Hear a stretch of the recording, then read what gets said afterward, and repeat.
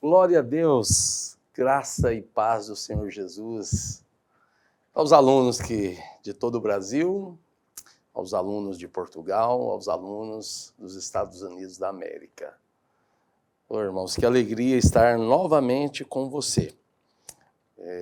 Eu quero, antes de começar a aula, eu fui constrangido pelo Espírito a fazer uma coisa que é tão óbvia, tão necessária, e eu quero fazer com você hoje. Eu quero te abençoar com aquela bênção que você já é abençoada, mas que o Senhor quer que nós o peçamos.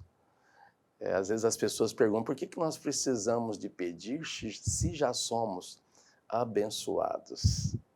É porque, pura e simplesmente, Deus quer se relacionar. Que maravilha, né? Que privilégio. Quando você pede, você está estabelecendo uma intimidade com o Espírito Santo de Deus. Mas faça isso agora, volte-se para o seu espírito e perceba a presença do Espírito Santo, a presença da plenitude da divindade que habita todo o seu ser. Pai, no nome de Jesus, eu oro por todos os alunos que estão comigo agora, ó Deus, em assistência a essa aula, por esse vídeo, Deus, em todas as partes, como eu citei aqui. Senhor, em nome de Jesus, que eles sejam abençoados em todas as coisas que estão ao redor deles, que eles percebam quanto o Senhor se alegra em ter a oportunidade de abençoá-los com toda a sorte de bênçãos. Que eles confiem no Senhor, que, como diz a sua palavra, Senhor, em Filipenses 3:9, que eles sejam achados em Cristo, não tendo justiça própria que procede de lei, senão aquela que é por meio da fé em Cristo. A justiça que procede de Deus, baseada na fé, unicamente. Eles sejam abençoados, Pai, eles merecem porque são justos. Eles merecem porque estão no Senhor. O Senhor merece. E logo aqueles que olham e estão no Senhor, merecem também. Oh Deus, nós nos submetemos à obediência do pensamento de Cristo. E nos submetemos à verdade do Senhor. Sejam abençoados em tudo quanto fazem, sejam abençoados na família, sejam abençoados ao servirem o Senhor, edificando outros. Que eles sejam edificados nessa aula, para que possam, da mesma forma, edificar a todos que passarem do lado deles. Que ninguém jamais passe por acaso ao lado de um aluno desses, ó Senhor, porque eles estão sendo edificados na sua graça, na sua glória. Em nome de Jesus. Muito obrigado, Pai. Amém e amém. Bom, hoje nós vamos reconhecer o mover de Deus. Vamos reconhecer o mover de Deus e é muito importante que você perceba essas verdades que estão no capítulo 7 de João, que é um capítulo de 53 versículos. Normalmente, os capítulos do Evangelho de João, eles são grandes, são maiores que os dos demais evangelhos. E a gente vai começar por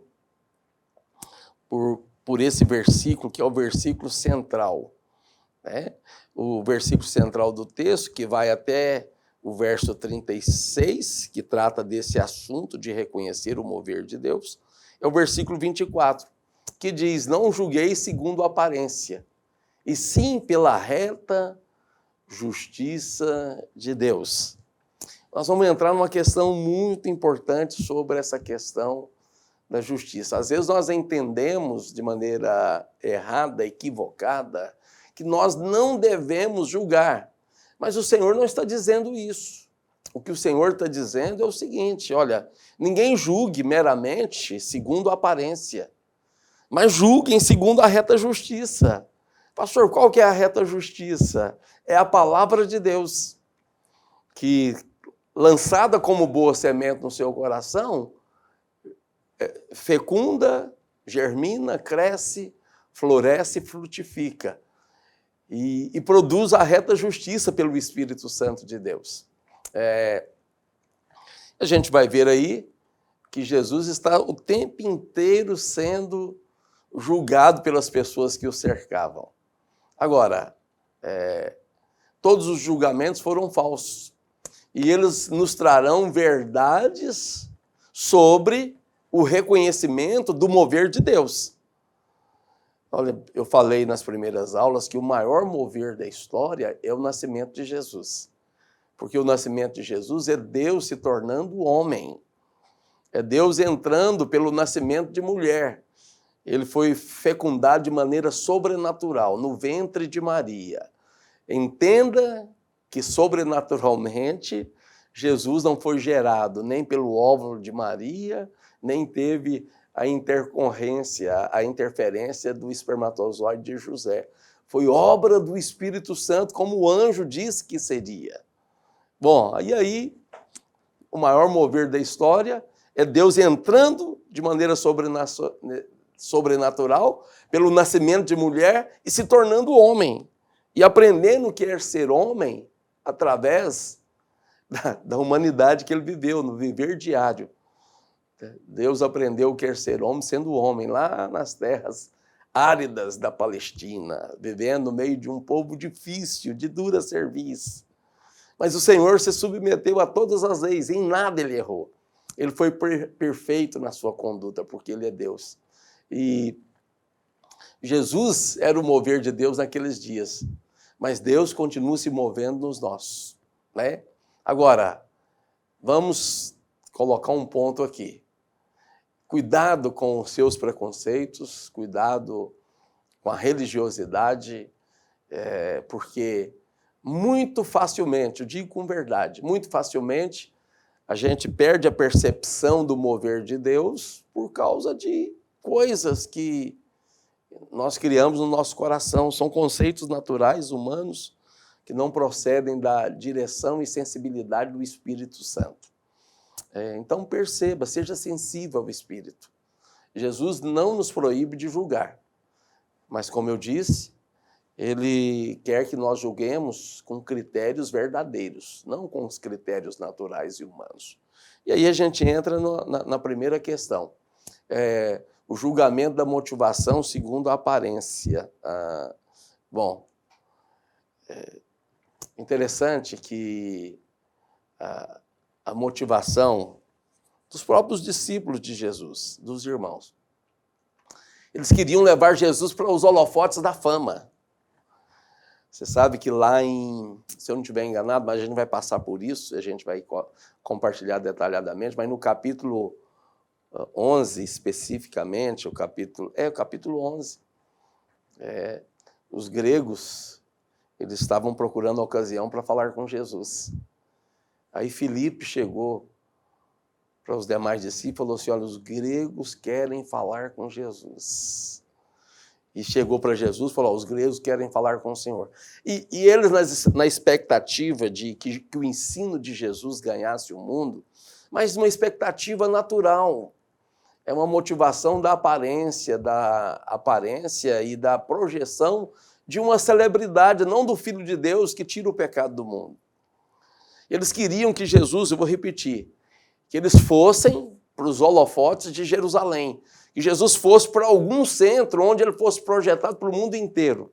Eles queriam que Jesus abrisse o Instagram, queria que Jesus abrisse o Facebook, o Twitter e tivesse em todas as redes sociais de projeção mundial. Quando Filipe fala para ele, os gregos querem falar contigo, ele responde dizendo assim, olha, chegou a hora do Filho do Homem ser glorificado. Talvez os discípulos entre si eles dissessem, yes, é agora que Jesus vai para a fama mesmo. Mas Jesus, quando ele falou isso, ele conclui dizendo assim, olha, se o grão de trigo não morrer, fica ele só. Mas se morrer, produz muito fruto. Jesus seria glorificado pela cruz, é a maior vitória de todos os tempos. Bom, uma vez eu vi numa enciclopédia de comentário bíblico a foto do Calvário e escrito debaixo da foto do Calvário, onde Jesus morreu, palco da maior vitória de todos os tempos. Porque Jesus morreu e o seu fruto se multiplica a cada dia, a cada ano. Deus está se multiplicando, numa multiplicação em massa, através de pessoas que nascem de novo a cada dia. Uma pessoa a mais que nasce de novo é Deus se multiplicando. É isso que Jesus estava dizendo. Eu vou ser glorificado, porque eu vou morrer. Bom, se o grão de trigo caindo na terra não morrer, fica ele só. Jesus não vai para esse tipo de fama. Agora, quantas vezes nós perdemos o mover de Deus por julgar que aqueles que são usados por Deus estão apenas atrás de promoção e fama e projeção como celebridades. Nós temos que tomar muito cuidado sobre isso. Agora, eles mandaram muitas vezes que Jesus fosse para o centro do país, para a Judéia, lá que era a grande projeção. Não é dessa maneira. O Senhor, ele frustra as pessoas o tempo inteiro ao redor dele, mesmo aqueles que estão buscando a Deus, porque o Senhor não é sensacionalista. Às vezes nós achamos que o Senhor vai se mover através de coisas sensacionais quanto ao nosso ponto de vista. Eu vou dizer uma coisa aqui para você. Às vezes tem muitos que não crescem em Deus porque estão buscando o engrandecimento pessoal. O Senhor tenha misericórdia de mim, de todos nós aqui que estamos nesse momento compartilhando essa verdade de Deus, né? São duas coisas que nos levam a perder o mover de Deus. Nós, pelo medo de ser julgado, como aqueles que buscam o próprio engrandecimento. Se você ficar com medo de ser considerado assim, você vai perder o mover de Deus também. Agora, é claro que se você vai em busca disso, você perde. Mas só o medo de perder e ficar retraído e abafar o Espírito, impedir o Espírito a agir através de direções que ele te der, por medos assim, você perde o mover. Então, em segundo lugar, tem essa questão, né? O julgamento da atitude segundo a aparência. Bom, a palavra de Deus diz aí nos versículos, eu quero ler com você, dos versículos 10 ao 13. Mas depois que seus irmãos subiram para a festa, então subiu ele também, não publicamente, mas em oculto. Eu acabei de falar que Deus não gosta de sensacionalismo, de projeção sensacional. O mover de Deus é pelo Espírito e não pela aparência. Ora, os judeus o procuravam na festa e perguntavam, onde estará ele? E havia grande murmuração a seu respeito entre as multidões. Uns diziam, ele é bom, e outros, não, antes engana o povo. Entretanto, ninguém falava dele abertamente por ter medo dos judeus. Oh, meu Deus! A multidão discutia se Jesus era bom ou se queria apenas enganar as pessoas. Não. Aqui eu vou dizer algo para você. Supor que Jesus está buscando posição política, reconhecimento de autoridade religiosa, reconhecimento ou enriquecimento, ou coisa desse nível, é desconhecer completamente a missão do Senhor. Aí a gente tem que tomar muito cuidado. E aí, eu digo para você, Deus sempre levanta alguém, sempre que Deus levanta alguém, vai acontecer algo ruim. Alguém vai taxá-lo de querer enganar o povo, vai chamá-lo de charlatão. E perdemos o mover quando entramos por esse caminho. Muito cuidado nas suas avaliações. Então é importante, pastor, como que eu posso crescer na minha avaliação para avaliar segundo a reta justiça? Você cresce nessa habilidade quando você cresce no Espírito. Busque de Deus os melhores dons para edificação. Nos dons de revelação, que são 3, que é palavra de sabedoria, palavra de conhecimento e discernimento de espíritos. Que dom que é esse? É você julgar pelo poder sobrenatural do Espírito Santo com qual espírito, com qual atitude a pessoa está agindo. Porque se você não tiver sensibilidade, essa habilidade de saber pelo Espírito, você pode prever, você pode perder o mover de Deus. Então, cuidado com essa questão. Bom, em terceiro lugar, o julgamento do conhecimento segundo a aparência. Isso aí é uma questão. As pessoas estão em busca de título, as pessoas só começam a acreditar em alguém quando ele tem uma cátedra, quando ele tem uma formação superior, quando ele é habilidoso, né? As pessoas sempre perguntam, ele tem formação superior? No que ele formou? Isso é um grande engano do diabo. Você pensar que apenas os eruditos, as pessoas que são intelectuais é que podem ser usadas por Deus. Agora, quando você duvida de alguém que não tem um título de uma universidade, não tem uma formação de nível superior, você está com problemas. Isso é uma perda de mover. Quando alguém julga dessa maneira, ele perde o mover de Deus. Deixa eu lubrificar a minha voz, minhas cordas vocais.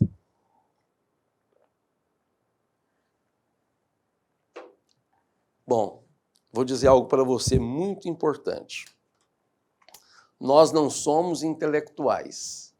Nós somos cheios do Espírito Santo. Quem pensa, vou repetir isso, que Deus usa apenas os intelectuais, os capacitados academicamente no nível superior, olha, ainda não conheceu a graça de nosso Senhor Jesus Cristo. Olha, isso é importante eu dizer isso aqui, porque tem muitos que acham que Deus não pode usar aquele irmão, por mais analfabeto que pareça, ou que seja de fato. Deus não quer, não ama a ignorância. Mas não acho que apenas os de 5 talentos é que serão usados por Deus. Enquanto não aprendermos como liderança a ativar os irmãos de apenas 1 talento, nós não seremos igreja. O propósito de Deus não é meramente multiplicar células. Isso é o alvo final. Mas antes de multiplicar, nós temos que ser igreja. E para ser igreja, para ser corpo de Cristo, é necessário que cada membro funcione. Se nós julgamos as pessoas pelo conhecimento, segundo a aparência, olha, isso é um problema muito sério. Esse talvez seja o mais letal julgamento segundo as aparências. O julgamento teológico. Como que alguém pode pregar se não sabe? Não. Olha, esses preconceitos pré-estabelecidos são uma grande destruição do corpo de Cristo. Isso é um grande entrave que leva as pessoas a perderem o mover de Deus. Não duvide porque de pessoas. Deus não despreza nenhum dos filhos que nasceram de novo para o propósito e projeto da edificação. Todos que nasceram de novo têm que ser ativados, têm que ser úteis para Deus. Paulo falou assim, olha, mas pela graça de Deus eu sou o que sou. E a sua graça que me foi concedida não se tornou vã, pelo contrário, ela se tornou muito útil. E ele fala assim, olha, eu trabalhei mais do que todos eles. Não eu, mas a graça de Deus comigo. Aquele que tem a graça, aquele que nasceu de novo, pode ser muito útil. E julgar segundo o conhecimento, olha, isso é uma aparência errada. O julgamento teológico segundo a aparência. Quando nós temos esses preconceitos aí, isso é cruel, né? Esse que eu acabei de falar sobre o julgamento mais letal de todos, esse aí é o julgamento mais letal e mais prejudicial. Agora, é interessante que sobre Jesus, em João 7:27, eles estavam questionando se Jesus, mas esse aí não nasceu na Galileia? Jesus não nasceria de Belém? Mas Jesus veio discretamente, Jesus não divulgava isso o tempo inteiro. Agora, eles disseram, por ignorância, achando que sabiam muitas coisas, nós, todavia, sabemos de onde este é. Quando, porém, vier o Cristo, ninguém saberá de onde ele é. Eles estavam achando que Jesus viria de uma maneira secreta. Ó, e aí eu leio com você Miqueias capítulo 5, versículo 2, que diz o quê? Ele está falando sobre o nascimento de Jesus e a sua origem de Belém. Vou explicar isso. Está escrito em Miqueias 5, 2. Tu, porém, e tu, Belém Efrata, pequena demais para figurar como grupo de milhares de Judá. De ti mesmo sairá o que há de reinar em Israel, e cujas origens são desde os tempos antigos, desde os dias da eternidade. É uma profecia tremenda que foi escrita há 2.500 anos atrás, mas que se cumpriu em Cristo. Mas como que explica isso? Bom, eu quero dizer para você, houve um conceito errado que impediu muitas pessoas, toda Israel, toda a nação de Israel, a reconhecer que ele era o Messias, que ele era o Senhor Jesus, o ungido de Deus. É porque Jesus, de fato, nasceu em Belém, mas a profecia diz que ele nasceria de Belém, que ele viria do Egito e seria nazareno. Olha como que Deus vai fazer com que essa profecia se cumpra. Não havia um detalhamento,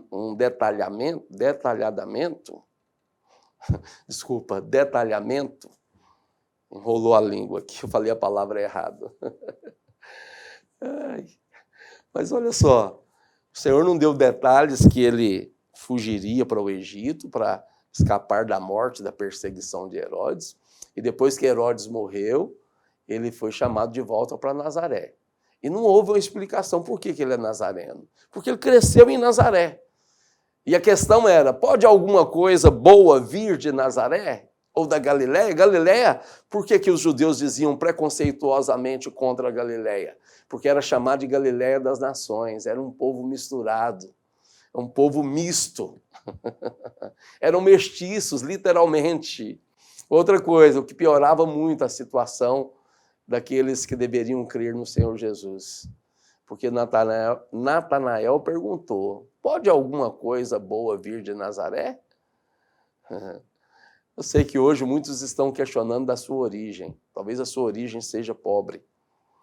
E não tem ascendência nobre quanto às posses, quanto à cultura, quanto à intelectualidade.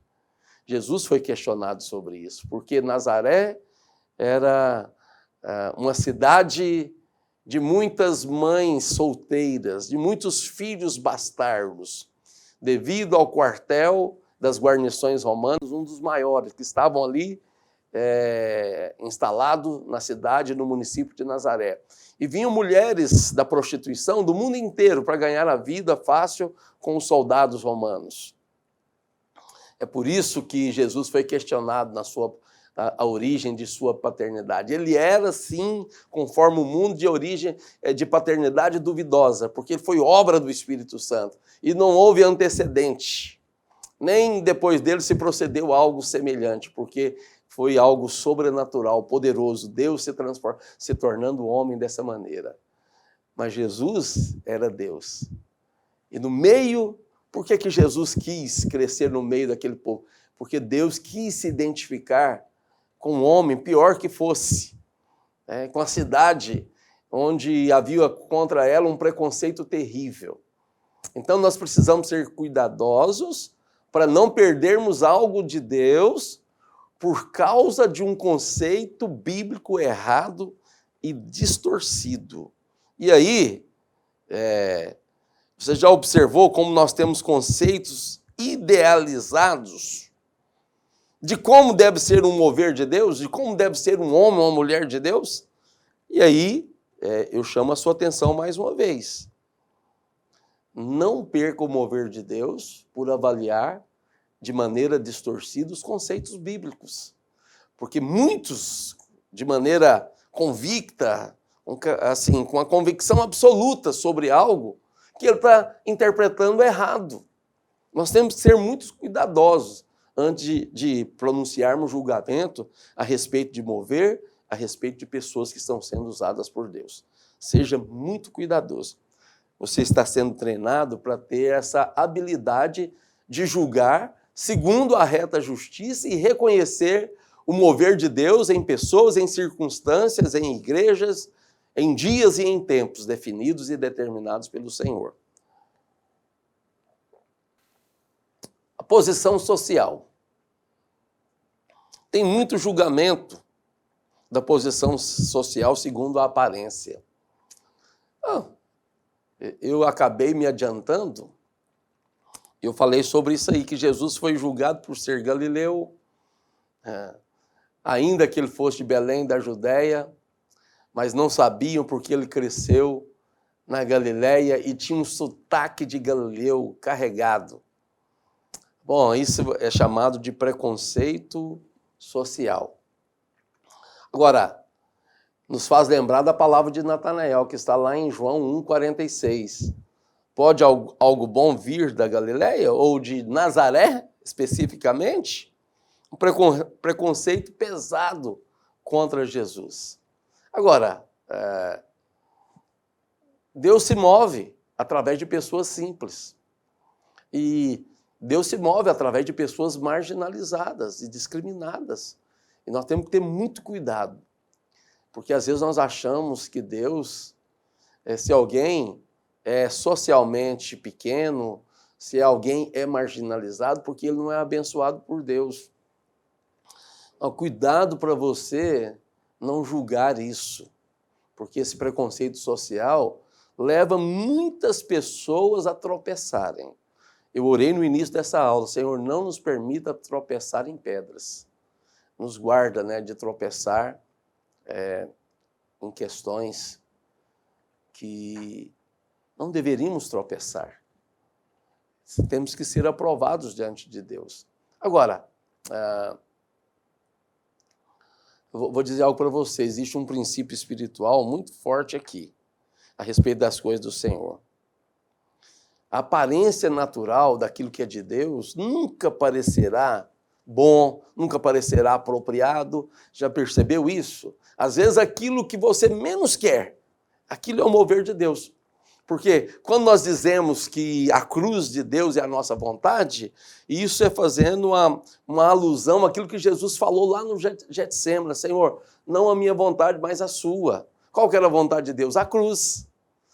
A vontade de Deus, no primeiro momento, parece desagradável, mas a palavra de Deus diz, em Romanos 12, que a vontade de Deus é boa, perfeita e agradável, mas não será agradável no início. Não parecerá boa, não parecerá perfeita, mas, vou dizer, quando você se volta para o Espírito Santo, superficialmente, parece que não é bom, parece que não é apropriado, parece que não é agradável.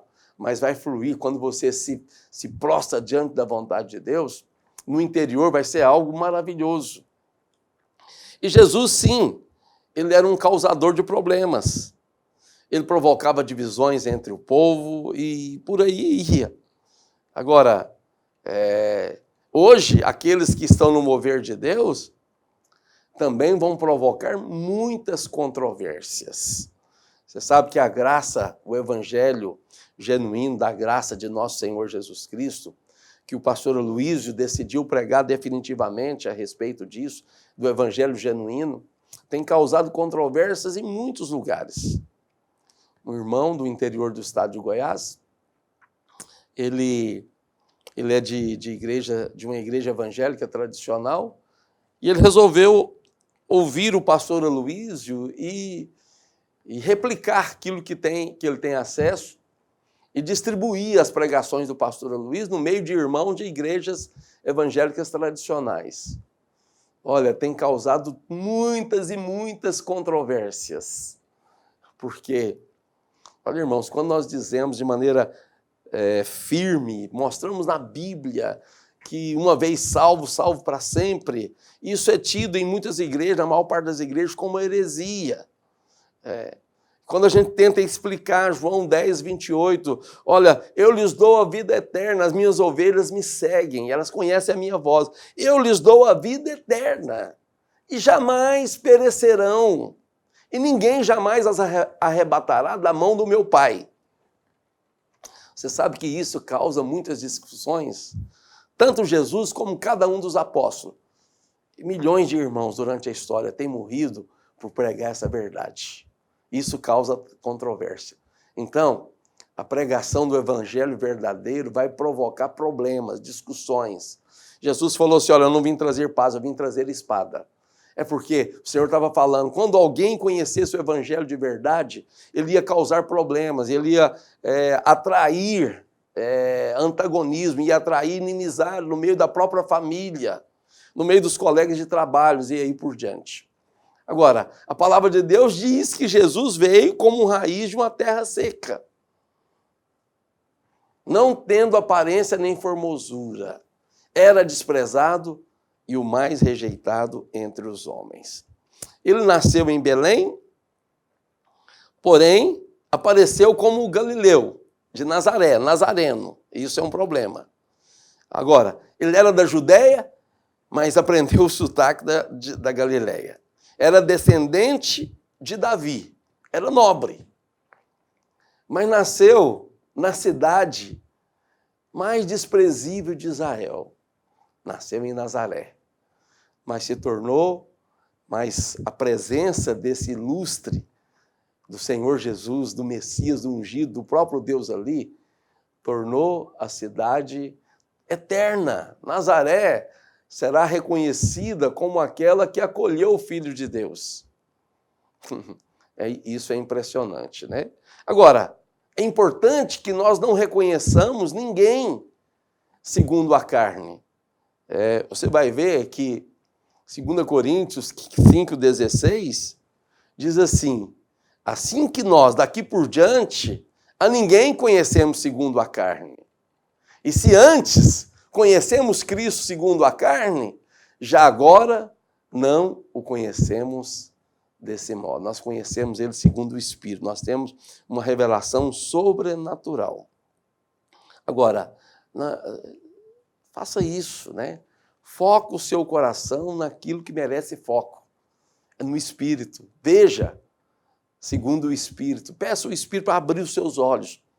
Duas coisas nós temos que pedir continuamente do Senhor. Nós vamos falar sobre uma, pelo menos sobre a fome, sobre a sede. Que nunca te falte sede, que nunca nos falte sede do Senhor, nunca nos falte fome do Senhor, de comer o pão da vida. Porque nós, sobre o pão da vida, que nós falamos em aulas anteriores, nós repetimos várias vezes essa palavra que está escrita. Quem do Senhor se alimenta, por ele viverá. É o próprio Jesus que disse isso. Mas que nunca te falte fome, nem te falte sede. Mas também que não te falte visão para ver a vontade de Deus. Olhe para Cristo. Todo o mover de Deus é para centralizar Cristo. Cristo é o fundamento eterno. Ele é a grande pedra da edificação, na qual os construtores, que são os judeus, tropeçaram. Sim, os judeus foram escolhidos por Deus para construírem o plano da redenção. É o grande edifício de Deus. Mas eles tropeçaram na pedra principal da edificação, que é a maior, que é Jesus. Você sabe, segundo Flávio Joséfo, ele dá um detalhe importante sobre a construção. Ele disse nos seus escritos sobre as histórias dos hebreus, falando sobre Jesus, ele disse, né, que o templo era uma construção magnífica. E a pedra principal do alicerce foi uma pedra que ela era inteiriça, era inteira, mas muito grande. Ela foi tirada de uma montanha, entalhada e trazida e colocada no lugar. Porque na construção do templo não se usou nenhuma ferramenta para simbolizar que o templo de Deus não tem a interferência da mão humana. Por isso que não tinham ferramentas. Foi edificado por Deus. O projeto é de Deus. Mas olha só, ela media 80 metros de comprimento, 5 de largura e 2 de altura. É uma pedra imensa, 80 metros. É essa pedra que definia a durabilidade da construção, a estabilidade dessa construção. E Cristo é a grande pedra, na qual os judeus tropeçaram no projeto da edificação. Eram responsáveis pela edificação, mas erraram nisso. Aí a gente passa para uma outra questão. Jesus, a fonte da água da vida. No último dia, o grande dia da festa, levantou-se Jesus e exclamou: se alguém tem sede, venha a mim e beba. Quem crê em mim, como diz a Escritura, do seu interior fluirão rios de água viva. Esse é o versículo 38 do capítulo 7 do Evangelho de João. Isso ele disse com respeito ao Espírito que haviam de receber.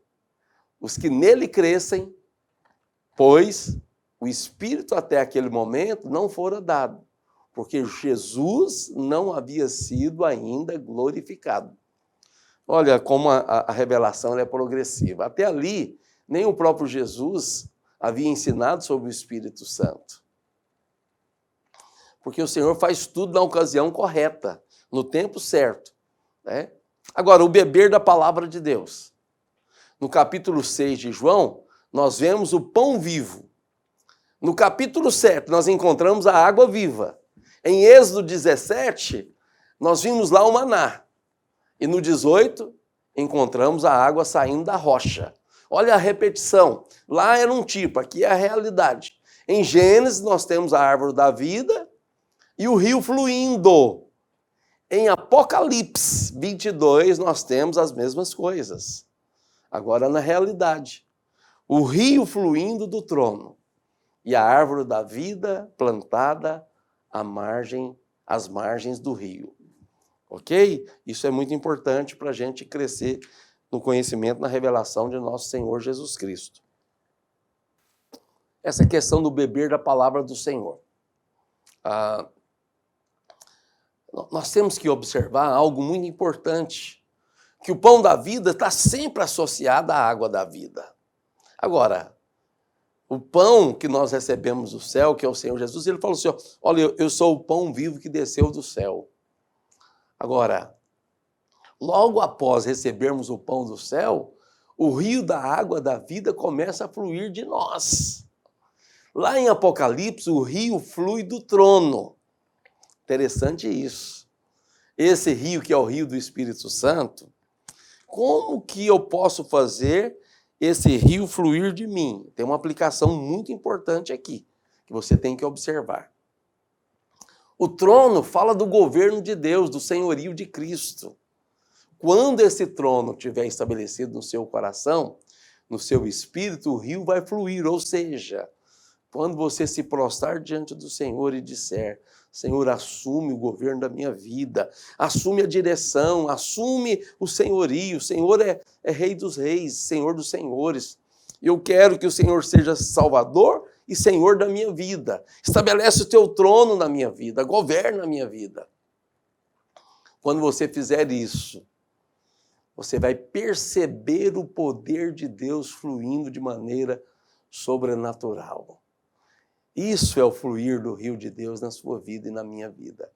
Que o Senhor nos dê essa disposição natural, espontânea, espiritual. Agora, na verdade, em nossa vida espiritual, nós precisamos tanto comer como beber. Mas, na verdade, o beber é até mais importante que o comer. Porque sem o fluir do Espírito, não podemos absorver os nutrientes do pão da vida.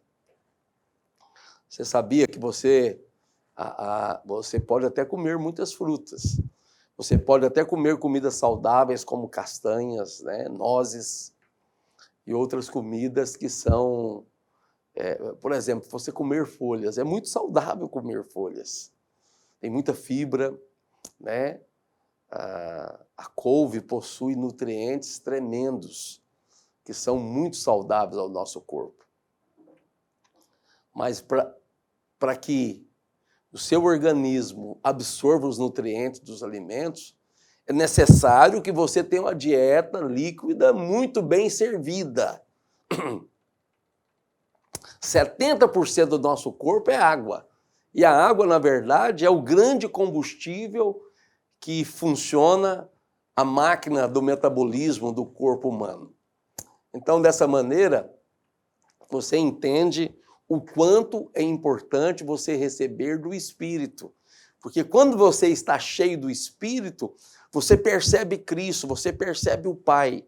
Cheio do Espírito, você consegue acreditar no amor e na bondade de Deus. Você consegue ver Cristo se manifestando em toda a palavra e abençoando você através do plano da redenção.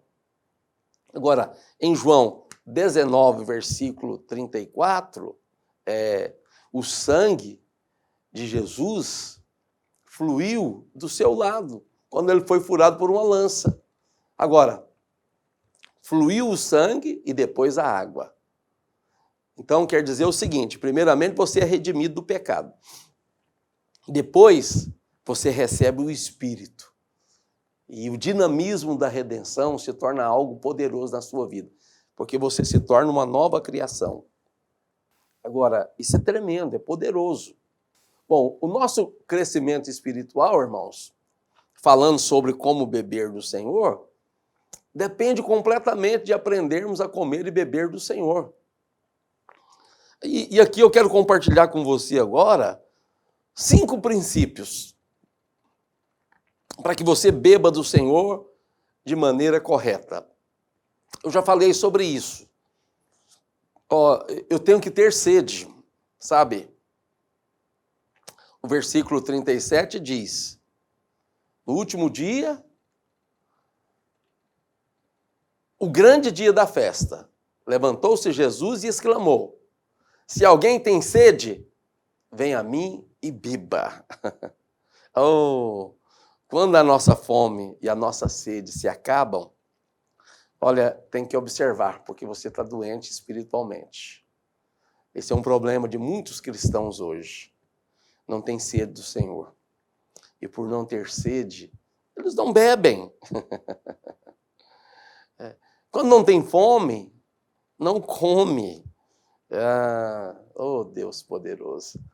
Que o Senhor nos dê muita sede.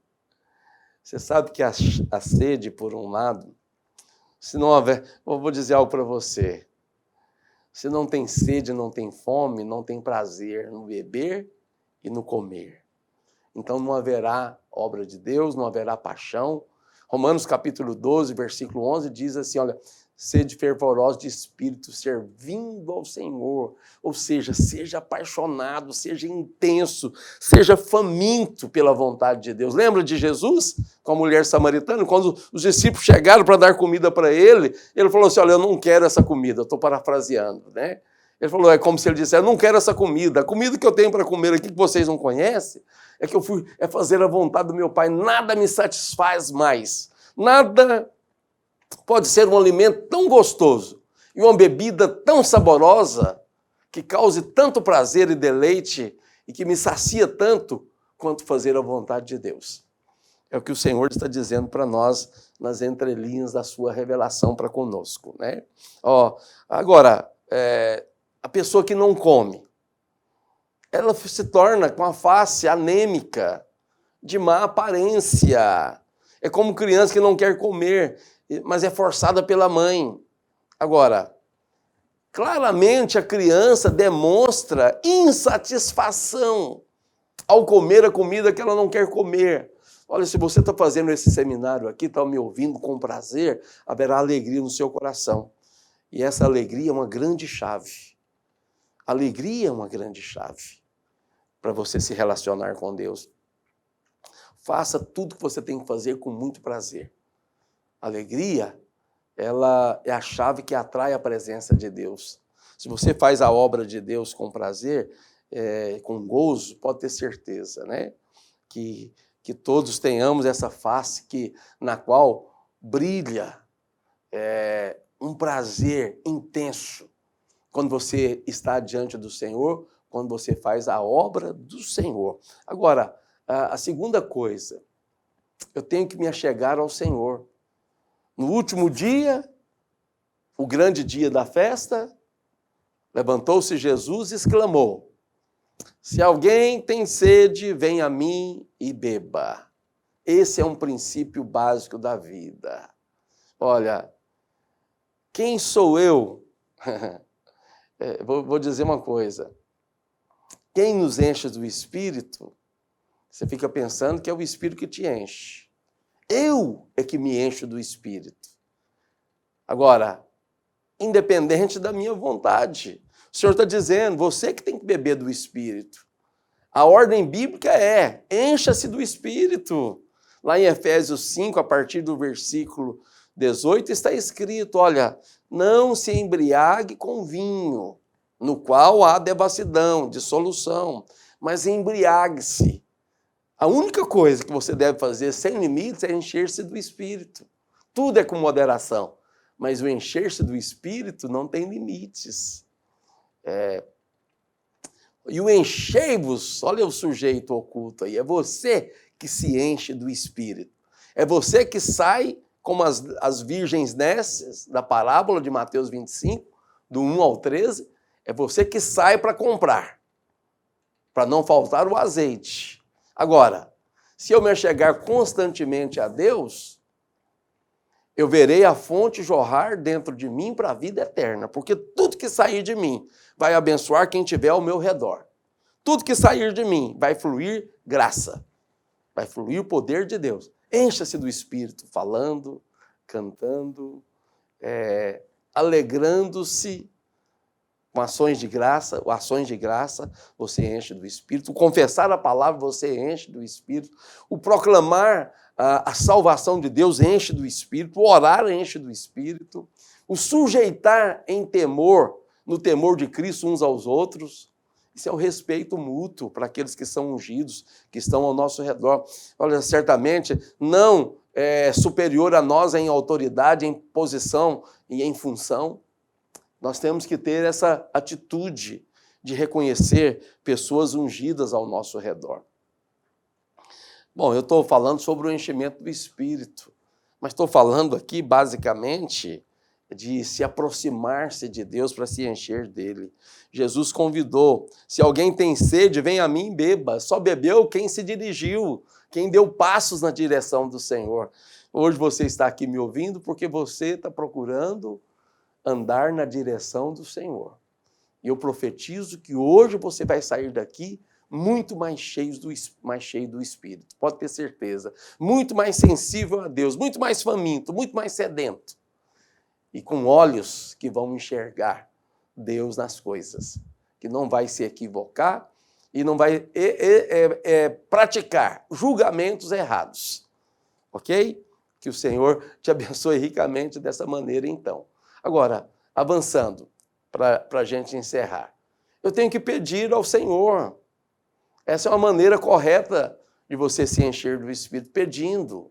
Bom, João 4:10, Jesus falou assim, se conheceras o dom de Deus e quem é que te pede, dá-de-me beber, tu lhe pedirias e ele te daria água viva. Oh, isso é tremendo, tremendo. É importante pedirmos ao Senhor. O mesmo que Jesus falou sobre a mulher samaritana. Oh, se você conhecer o dom de Deus, quem é que te pede? Quem é o que te pede? Dá-me de beber. Olha, você daria para ele. Eu quero dizer para você, nós temos que nos chegar ao Senhor. Porque toda vez que você busca a Deus, ele vem como um raio sobre você. Mas quando você busca a Deus, ele vem como um rio impetuoso. E você mergulha no rio da água da vida e se torna uma grande bênção. E para concluir, eu tenho que para beber do Senhor, eu tenho que fluir, porque eu sou como uma mangueira. Olha, você não é um reservatório, ainda que você seja um vaso. Mas nessa perspectiva do fluir do rio, você é um canal.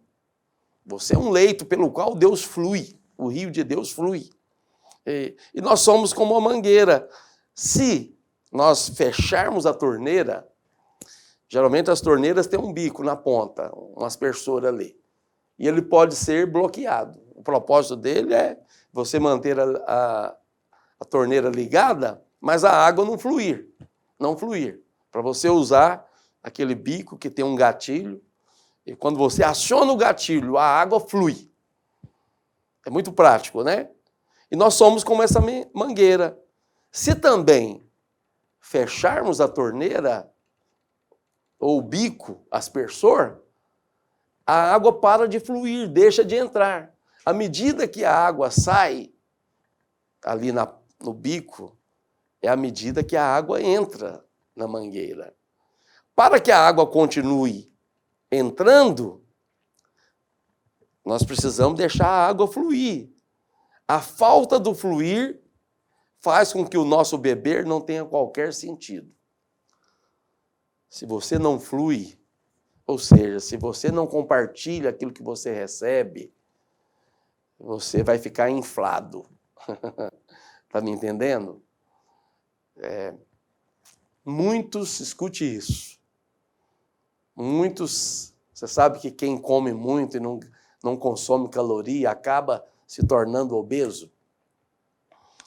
O metabolismo, ele envolve exercício, envolve também o comer de maneira apropriada, de maneira equilibrada, de maneira correta. Mas tem muitos irmãos que se tornaram obesos espiritualmente, porque recebem muito, mas não compartilham. A quem muito é dado, muito é cobrado. É o que Jesus falou em Mateus capítulo 12. Talvez versículo aí do 45 ao 48, está escrito isso. E nós somos esse canal do fluir da presença de Deus. Agora, e um grande problema da ausência do fluir é que você perde a fome. Quanto mais você compartilha das verdades que você tem recebido de Deus, mais você deseja essa verdade. E aí forma um dinamismo poderoso. Efésios 5,18, a palavra do Senhor nos diz que não vos embriagueis com vinho, mas embriagai-vos com o Espírito de Deus falando entre vós. E aí, depois do versículo 18, tem o que você tem que fazer para que esse encher se continue de maneira tremenda na sua vida. Agora, é um paradoxo espiritual. Nós bebemos fluindo. A maneira bíblica de fluir é falando entre vós, entre o povo de Deus que recebe a palavra. Agora, não é um falar natural, nem comum. É o falar do Senhor. Das verdades que envolvem a bondade de Deus e a sua graça infinita. Ok? Quanto mais falamos dessa maneira, mais rios de água viva fluem de nós. Oh, que bênção poderosa. E a última coisa, a letra E, que é a quinta verdade, é o quinto princípio de como beber do Senhor. Eu tenho que ser quebrado. Bom, aqui tem algo sério que nós vamos compartilhar.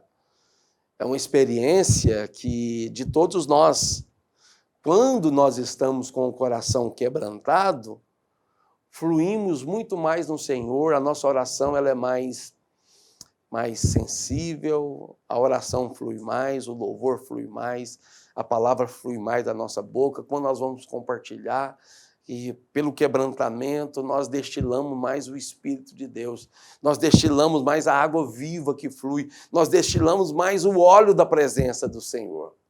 Em Êxodo 17, a rocha foi ferida para que a água pudesse fluir.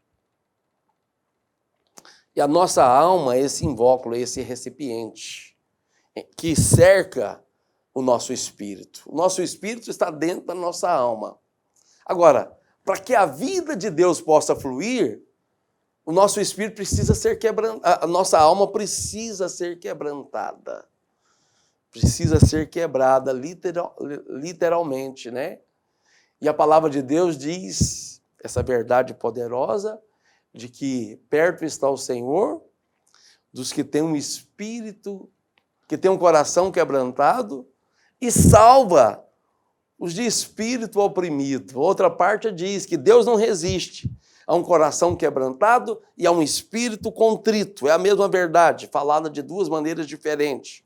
Agora, eu digo para você sobre se falharmos nos pontos anteriores, o último recurso de Deus é nos quebrar grandemente, é nos quebrantar, para que